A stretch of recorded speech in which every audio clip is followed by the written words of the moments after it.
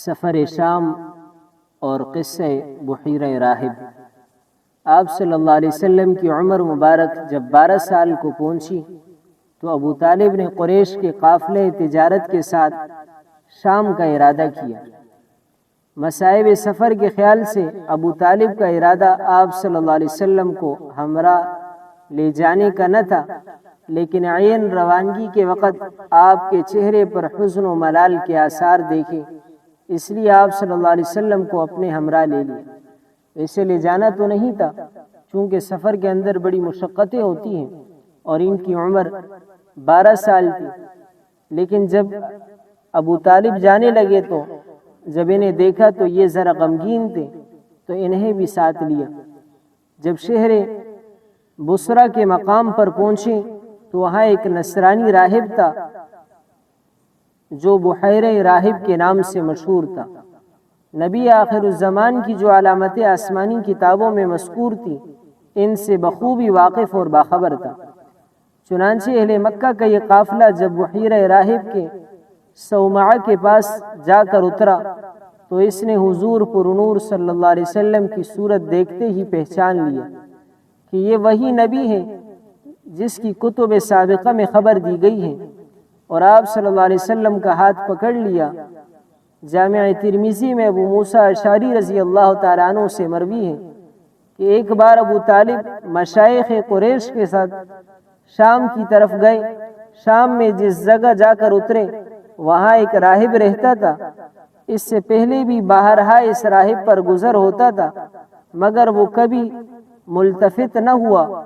اس مرتبہ قریش کا کارواں تجارت جب وہاں جا کر اترا تو راہب خلاف معمول اپنے صومعہ سے نکل کر ان میں آیا اور متجسسانہ نظروں سے ایک ایک کو دیکھنے لگا، یہاں تک کہ حضور صلی اللہ علیہ وسلم کا ہاتھ پکڑ لیا اور کہا، سرداران قریش نے اس راہب سے کہا کہ آپ کو کیسے معلوم ہوا؟ اس نے کہا کہ ھذا سید العالمین، ھذا رسول رب العالمین، کہا کہ یہ سارے عالم کا سردار ہے اور یہ رب کی طرف سے رسول ہے۔ جب سرداران قریش نے اس راہب سے پوچھا کہ آپ کو کیسے معلوم ہوا تو راہب نے کہا کہ جس وقت آپ سب گھاٹی سے نکل کر آ رہے تھے تو کوئی شجر اور حجر یعنی کوئی درخت اور پتھر ایسا باقی نہ رہا جس نے سجدہ نہ کیا ہو، اور کوئی شجر اور حجر نبی ہی کے علاوہ کسی کو سجدہ نہیں کرتے، اور علاوہ ازیں میں نے آپ صلی اللہ علیہ وسلم کو مہر نبوت سے بھی پہچان لیا۔ اس راہب پر اس قریش کے قافلے کا گزر ہوا کرتا تھا پہلے بھی کئی بار، لیکن یہ راہب اپنے عبادت خانے سے کبھی باہر نہیں آیا۔ لیکن جس وقت نبی اکرم صلی اللہ علیہ وسلم 12 سال کی عمر میں اپنے چچا ابو طالب کے ساتھ سفر کر رہے تھے تو اس راہب نے جب دیکھا، یہ منظر دیکھا کہ یہ قافلہ آ رہا ہے، لیکن اس قافلے کے آتے ہر درخت اور پتھر وہ سجدہ کر رہے ہیں، تو اس راہب کو معلوم ہوا کہ اس قافلے کے اندر کوئی ایسا شخص موجود ہے جو آخری نبی ہے، کیونکہ اسے آسمانی کتابوں کا علم تھا۔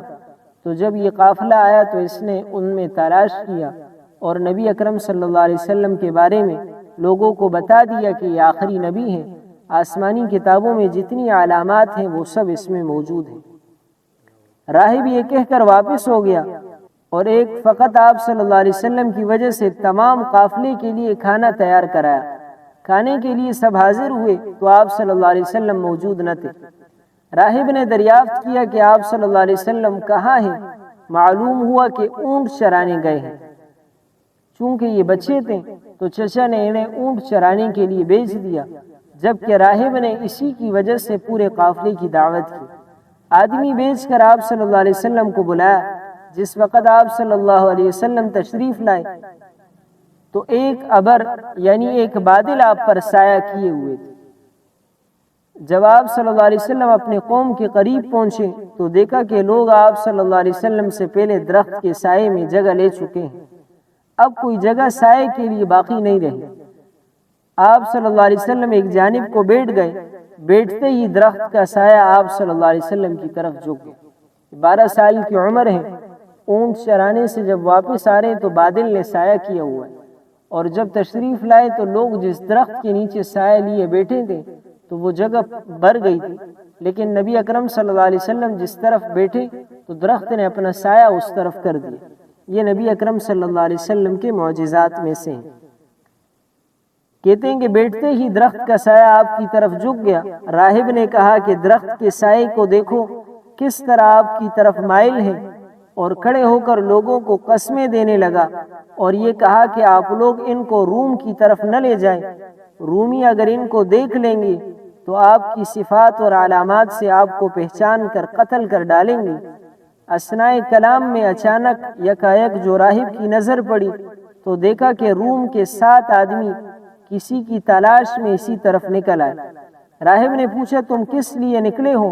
رومیوں نے کہا کہ اس نبی کی تلاش میں نکلے ہیں جس کی تورات اور انجیل میں بشارت مذکور ہے، وہ اس مہینے میں سفر کے لیے نکلنے والا ہے، ہر طرف ہم نے اپنے آدمی بھیجے ہیں۔ راہب نے کہا اچھا یہ بتاؤ کہ جس شے کا خداوند ذوالجلال نے ارادہ فرمایا ہو کیا اس کو کوئی روک سکتا ہے؟ رومیوں نے کہا کہ نہیں۔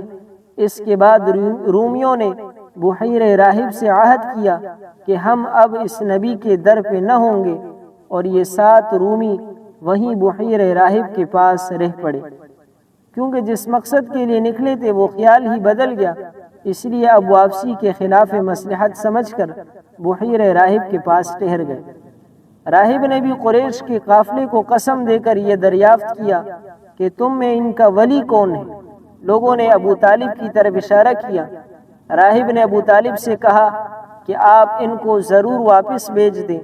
ابو طالب نے آپ صلی اللہ علیہ وسلم کو حضرت ابوبکر صدیق اور حضرت بلال رضی اللہ تعالی عنہما کے ہمراہ مکہ سے واپس بھیج دیا۔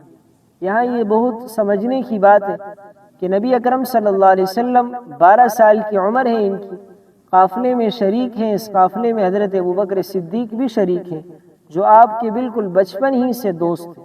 حضرت ابوبکر صدیق کی عمر نبی سے تقریباً 2 سال کم ہے، غالباً اسی طرح ہے، لیکن یہ اس قافلے میں شریک ہے، اور جب واپس ابو طالب نے انہیں بھیجا ہے تو حضرت ابوبکر صدیق کے ساتھ بھیجا ہے۔ بچپن ہی سے حضرت ابوبکر صدیق نبی اکرم صلی اللہ علیہ وسلم کے ساتھ ہی رہے۔ راہب نے ناشتے کے لیے روٹی اور زیتون کا تیل ساتھ دیا۔ امام ترمذی فرماتے ہیں اور یہ حدیث حسن ہے، اور امام حاکم بھی، کہ یہ روایت بخاری اور مسلم میں اس شرط پر ہے، یعنی بخاری اور مسلم کے شرط کے موافق ہے۔ بحیرہ نے اٹھ کر آپ صلی اللہ علیہ وسلم کی پشت مبارک کو دیکھا تو دونوں شانوں کے درمیان مہر نبوت دیکھی۔ مہر نبوت کو اس صفت پر پایا جو اس کے علم میں تھا۔